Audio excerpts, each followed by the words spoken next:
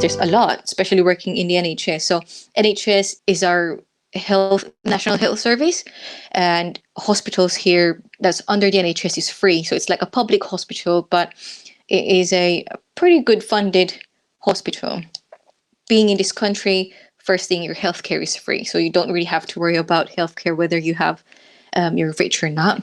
And working in the NHS has a lot of perks as well. So it depends on how many years of service you've had. But so let's say after 5 years, I believe it is, you do get 6 months of full sick pay if you become unwell, and then 6 months of half pay. If you get pregnant, you do have a really nice maternity leave. So you get about 9 months of maternity leave that is paid, but you can extend that for 12 months, but the remaining 3 months you don't get any payment, but still 9 months of being on paid mat leave.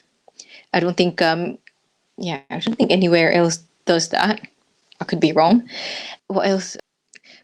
Annual leave. So I get 7 weeks of annual leave, and that's paid annual leave as well.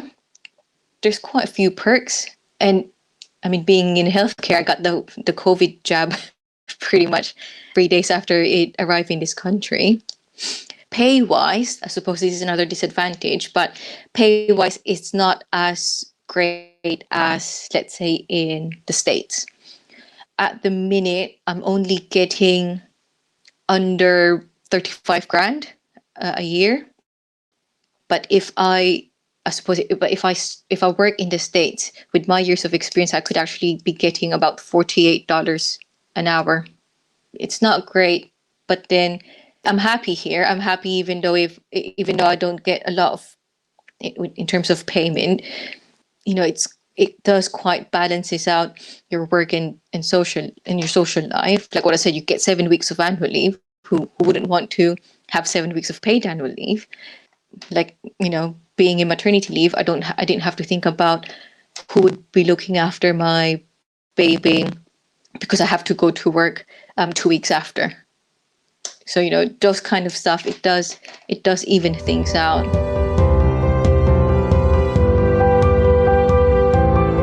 They can be quite flexible. Where I work or in my unit, I did speak to my manager before coming back to work. So from being full-time, I went to part-time. I only work twice a week for now. And yeah, they've been fine about it. So I work a Thursday or a Saturday, Sunday, where my other half looks after Harper on a Thursday, and then she makes up her hours on one of the weekend while I look after Harper, and then we have, let's say, a Sunday together as a family. It is difficult because a lot of times we feel that we don't really see each other anymore, but I suppose that's just part of it, being in this country, especially when you don't have your family around. This was during pandemic, but before pandemic, my other half's family has been very helpful. They will have Harper, let's say, on Thursdays while Helen is working, and then we'll have the weekend all to ourselves.